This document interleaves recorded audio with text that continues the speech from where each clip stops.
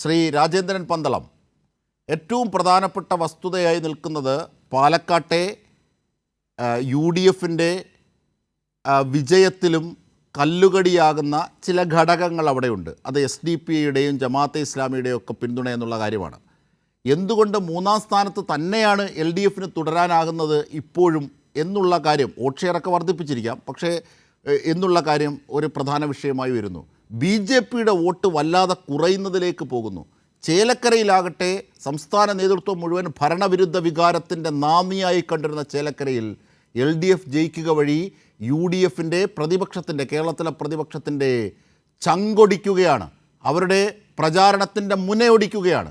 ഈ പശ്ചാത്തലമാണ് ഇന്ന് ജനവിധിക്ക് ശേഷം ചർച്ച ചെയ്യപ്പെടുന്ന മരം പെയ്യൽ. ശ്രീ രാജേന്ദ്രൻ പന്തളം, കേൾക്കാമോ? കേൾക്കാം. ഞാൻ പറയുന്നത് കേൾക്കുന്നുണ്ടോ? കേൾക്കാം. നമ്മളിപ്പോ അജിംഷാദെ ചർച്ച ചെയ്യുന്നത് രണ്ട് നിയമസഭാ തെരഞ്ഞെടുപ്പുകൾ, രണ്ട് സംസ്ഥാനങ്ങളിൽ, അതുപോലെ രണ്ട് പാർലമെന്റ് തെരഞ്ഞെടുപ്പുകൾ, ഏതാനും നിയമസഭാ സീറ്റുകൾ, അതിലേക്കുള്ള തെരഞ്ഞെടുപ്പിന്റെ വിശകലനമാണെന്നാണ് ഞാൻ മനസ്സിലാക്കുന്നത്. പക്ഷെ നമ്മുടെ പാലക്കാട്ട് മാത്രം തളച്ചിടപ്പെട്ടിരിക്കുകയാണ്. ശരിയാണ്, തീർച്ചയായിട്ടും പാലക്കാടിന് അതിൻ്റെതായിട്ടുള്ള ഒരു പ്രാധാന്യമുണ്ട്.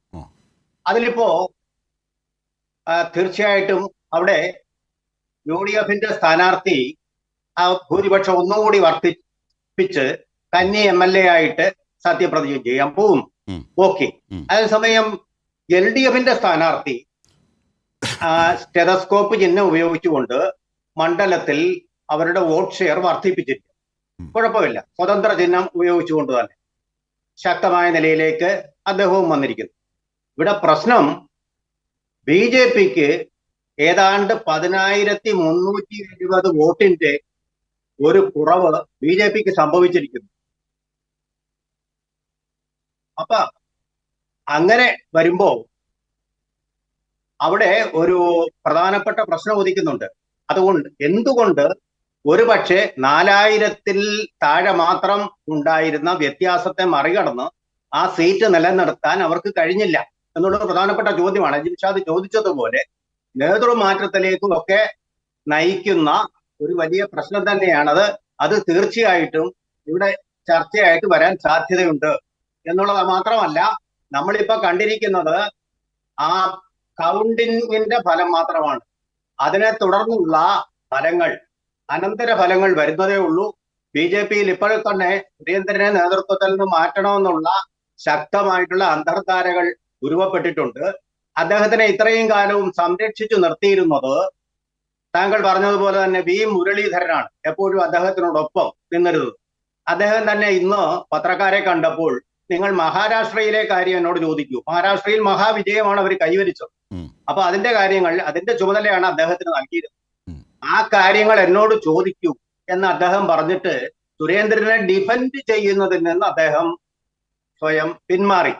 അത് വരുമ്പോൾ സുരേന്ദ്രന് കേരളത്തില് BJPക്ക് ഒരു നേതൃമാറ്റം സംഭവിക്കാനുള്ള സാധ്യതയുണ്ട്. ഇവിടെ ഷാബു പ്രസാദ് സാറ് പറഞ്ഞു, അതായത് BJP സ്വന്തം സ്ഥാനാർത്ഥിയല്ല സ്ഥാനാർത്ഥിത്വം തീരുമാനിക്കുന്നത്, BJPയുടെ അഖിലേന്ത്യാ നേതൃത്വമാണ്. ശരിയാണ്, പക്ഷേ കേരളത്തിൽ നിന്നുള്ള ഒരു പാനൽ അങ്ങോട്ട് അയക്കും. സംസ്ഥാന പ്രസിഡന്റ് അപ്രൂവ് ചെയ്താണ് അയക്കുക. അപ്പൊ അതൊരു പ്രധാനപ്പെട്ട ഒരു സ്റ്റെപ്പാണ്. ആ സ്റ്റെപ്പിൽ BJPക്ക് പിഴച്ചു എന്ന് വേണം കരുതാൻ. അതുകൊണ്ട് ഈ നേതൃമാറ്റം എന്നുള്ള ആവശ്യം ശക്തമാകാൻ വളരെയധികം സാധ്യത കാണുന്നുണ്ട്. ഇവിടെ നടന്ന 3 തെരഞ്ഞെടുപ്പുകളിലും കഴിഞ്ഞ പ്രാവശ്യം വയനാട്ടിലെ LDFന് ജയിക്കാൻ കഴിഞ്ഞില്ല, പക്ഷെ അവരുടെ വോട്ട് കുറഞ്ഞു. ആ ഒരു ചോദ്യം വരുന്നുണ്ട്. ചേലക്കരയിലാണെങ്കിൽ അതേസമയം അവർ നേടി. അതുകൊണ്ട് ഭരണവിരുദ്ധ വികാരം ഉണ്ടായി പറയാൻ കഴിയുകയുമില്ല. അതേസമയം ഒന്നുകൂടി ശ്രമിച്ചിരുന്നെങ്കിൽ UDFന് അവരുടെ സ്ഥാനാർത്ഥി അവിടെ വിജയിപ്പിക്കുമായിരുന്നു. അതിലവർ പരാജയപ്പെട്ടു. അതൊരു ചോദ്യചിഹ്നമായി നിൽക്കുന്നുണ്ട് VD സതീശന് നേരെ. അതുപോലെ തന്നെ പാലക്കാട്ടെ വിജയം അവർക്ക് തിളക്കമാർന്ന വിജയമാണ്. അതുകൊണ്ട് ഏതാണ്ട് ബാലൻസ്ഡ് ആണ് UDF LDF ഒക്കെ പരാജയ വിജയകാരികൾ. പക്ഷെ BJP അങ്ങനല്ല.